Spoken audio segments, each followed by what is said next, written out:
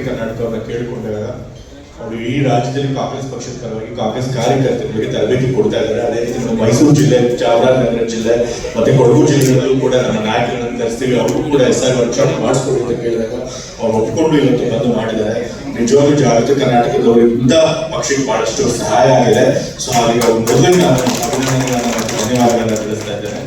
ಮತ್ತೆ ಈಗಾಗಲೇ ಎಲ್ಲರೂ ಕೂಡ ಬಹಳ ವಿಸ್ತೃತವಾಗಿ SR ಬಗ್ಗೆ ಮಾತನಾಡಿದ್ದಾರೆ. ಏನೇನು ಮಾಡಬೇಕಾಗಿದೆ, PLAಗಳು ಏನೇನು ಮಾಡಬೇಕಾಗಿದೆ, ಏನೇನು ತೊಂದರೆಗಳು ಬರುತ್ತೆ ಅಂತ ತಿಳಿಸ್ಕೊಡ್ತಾರೆ. ಹಾಗಾಗಿ ಅದ್ರ ಬಗ್ಗೆ ಹೆಚ್ಚು ಮಾತಾಡೋದಿಲ್ಲ. ಆದ್ರೆ ಇವಾಗ ನಾವು ಮಾಡಬೇಕಾಗಿದೆ ಏನಪ್ಪಾ ಅಂತಂದ್ರೆ ಈಗ ಮ್ಯಾಪಿಂಗ್ ನಡೀತಾ ಇದೆ. ಜುಲೈ 19ನೇ ತನಕ ಮ್ಯಾಪಿಂಗ್ ನಡೀತಾ ಇದೆ. ಈ ಮ್ಯಾಪಿಂಗ್ ಅಲ್ಲೂ ಕೂಡ ನಮ್ಮ ಕ್ಷೇತ್ರಗಳಲ್ಲಿ ಯಾರದೇ ಮತದಾರರು ಹೆಚ್ಚು ಸಂಖ್ಯೆಯಲ್ಲಿ ಕೈ ಬಿಡದಿರೋದೇ ನಾವು ನೋಡ್ಕೊಳ್ಬೇಕು. ಅದಕ್ಕೆ ನಮ್ಮ PLAಗಳು ಹೋಗಿ ಯಾರ್ಯಾರು ಮ್ಯಾಪಿಂಗ್ ಅಲ್ಲಿ ಕೈ ಬಿಟ್ಟಿದೆ ಅವ್ರನ್ನ ಸೇರಿಸುವಂತ ಕೆಲಸ ಮಾಡಬೇಕು. ನಾವು ಅದನ್ನ ಸರ್ಕಾರ ಮಟ್ಟದಲ್ಲೂ ಕೂಡ DC ಅವ್ರ ಜೊತೆ ಮಾತನಾಡಿ ಲಕ್ಷ್ಮಣ ಅವರನ್ನ ಪ್ರಸ್ತಾಪ ಮಾಡಿದ್ರು. ನಾವು DC ಅವ್ರನ್ನ ಕರೆದು ಮೀಟಿಂಗ್ ಮಾಡಿ DC ಅವ್ರಿಗೆ ಎಲ್ಲ ಎಲೆಕ್ಷನ್ ಆಫೀಸರ್ಗಳು ಕೂಡ ಹೇಳಿ, PLAಗಳು ಹೇಳಿ ನಮ್ಮ ಮೈಸೂರು ಜಿಲ್ಲೆಯಲ್ಲಿ ಮ್ಯಾಪಿಂಗ್ ಕೈ ಬಿಟ್ಟಿರೋ ಸಂಖ್ಯೆ ಜಾಸ್ತಿ ಇರಬಾರ್ದು ಅಂತ ಹೇಳಿದ್ಮೇಲೆ ನಾವು ಮೀಟಿಂಗ್ ಮಾಡಿದ್ವಿ. ಯಾವತ್ತು 15ನೇ ತಾರೀಕಿನ ಅನ್ಸುತ್ತೆ. ಸೊ ಅವಾಗ ಸುಮಾರು 3,34,000 ಚಿಲ್ಲರೆ ಇತ್ತು ಜಿಲ್ಲೆಯಲ್ಲಿ ಮ್ಯಾಪಿಂಗ್ ಆಗಿರೋ ಸಂಖ್ಯೆ.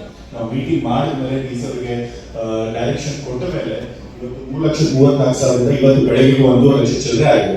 ಸೊ 50% ಅಷ್ಟು ಇವಾಗ ಮ್ಯಾಪಿಂಗ್ ಯಾರು ಆಗಿರಲಿಲ್ಲ ಅವ್ರದ್ದು ಕೂಡ ಸೇರಿಸಿದ್ದಾರೆ. ವರ್ಣಾ ಕ್ಷೇತ್ರದಲ್ಲಿ ಸುಮಾರು 23,000 ಜನದ ಹೆಸರು ಮ್ಯಾಪಿಂಗ್ ಅಲ್ಲಿ ಕೈ ಬಿಟ್ಬಿಟ್ಟಿದ್ರು. ಆದ್ರೆ ಈಗ 23,000 ಇಳಿಕೆ ಆಗಿದೆ. ಎಲ್ಲಾ ಕ್ಷೇತ್ರಗಳಲ್ಲೂ ಕೂಡ ಇವತ್ತು ಎಷ್ಟೋ ಜನ ಮ್ಯಾಪಿಂಗ್ ಕೈ ಬಿಟ್ಟಿದ್ರು, ಅವ್ರನ್ನ ಸೇರಿಸುವಂತ ಕೆಲಸ ಮಾಡ್ತಾರೆ. ಆದ್ರೆ ಮ್ಯಾಪಿಂಗ್ ಮಾಡಿದ ತಕ್ಷಣ ಅವ್ರ ಹೆಸರು ವೋಟರ್ ಲಿಸ್ಟ್ ಅಲ್ಲಿ ಬಂದೇ ಬರುತ್ತೆ ಅಂತ ಹೇಳಿ ನಾವು ಹೇಳಕ್ಕಾಗಲ್ಲ. ಯಾಕೆಂತಂದ್ರೆ ನಾವು ಎನ್ಯುಮರೇಷನ್ ಸರ್ಟಿಫಿಕೇಟ್ ನಲ್ಲಿ ಸೊ ಹಾಗಾಗಿ ನಾವೇನ್ ಮಾಡಬೇಕಪ್ಪ ಅಂತಂದ್ರೆ ಪ್ರತಿಯೊಂದು ಕ್ಷೇತ್ರಗಳಲ್ಲೂ ಮುಖ್ಯವಾಗಿ MLAಗಳು ಜವಾಬ್ದಾರಿ ತೆಗೆದುಕೊಂಡು ಅಥವಾ ಆ ಕ್ಷೇತ್ರದಲ್ಲಿ ಪರಾಭವತ ಅಭ್ಯರ್ಥಿಗಳು ಯಾರಿರ್ತಾರೆ ಅವ್ರ ಜವಾಬ್ದಾರಿ ತಗೊಂಡು PLAಗಳಿಗೆ ತರಬೇತಿ ಕೊಡುವಂತ ಕೆಲಸ ಮಾಡಬೇಕು.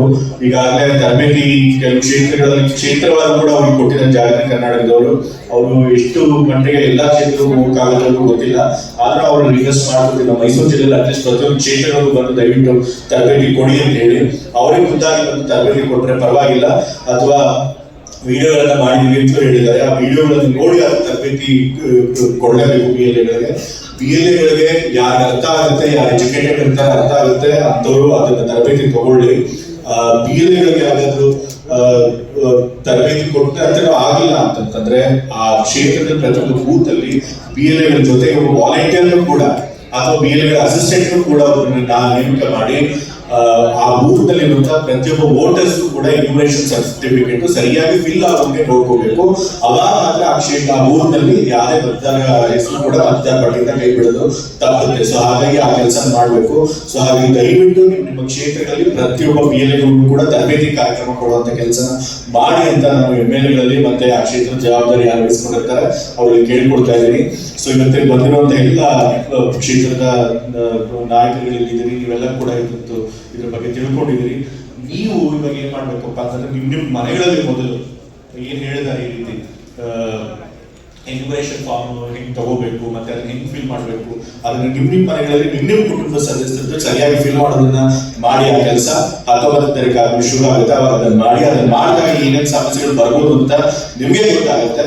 ಅದನ್ನ ಹೇಗೆ ಬಗೆಹರಿಸ್ಕೋಬೇಕು ಅನ್ನೋದನ್ನ ಅವಾಗ ತರಬೇತಿ ಮೂಲಕ ತಿಳ್ಕೊಂಡು ನಿಮ್ಮ ಕ್ಷೇತ್ರದಲ್ಲಿ PLAಗಳಿಗೂ ತಿಳಿಸಿ ಆ ಎಲ್ಲ ಸಮಸ್ಯೆಗಳನ್ನು ಬಗೆಹರಿಸುವಂತ ಪ್ರಯತ್ನ ಮಾಡಿ ಅಂತ ಹೇಳ್ತಾ ಇವತ್ತು ನಿಜವಾಗ್ಲೂ ಒಂದು ಕಾರ್ಯಕ್ರಮನ ಅಧ್ಯಕ್ಷರು ನಾನು ಹೇಳಿದ ತಕ್ಷಣ ಬಹಳ ಅಚ್ಚುಕಟ್ಟಾಗಿ ಇದನ್ನ ಅರೇಂಜ್ ಮಾಡಿಕೊಟ್ಟಿದ್ದಾರೆ. ಅದರಿಂದಾಗಿ ಎಲ್ಲ ನಮ್ಮ ಕ್ಷೇತ್ರದ ಕಾರ್ಯಕರ್ತರು ಇದ್ರ ಬಗ್ಗೆ ಅರಿವು ಸಾಧ್ಯ ಆಗಿದೆ. ಸೊ ಹಾಗಾಗಿ ನಮ್ಮ ಕಾಂಗ್ರೆಸ್ ಸಮಿತಿ ಇಬ್ಬರು ಅಧ್ಯಕ್ಷರಿಗೂ ಕೂಡ ನಾನು ಅಭಿನಂದನೆ ತಿಳಿಸಿ ನಾನು ಮಾತನಾಡೋದು.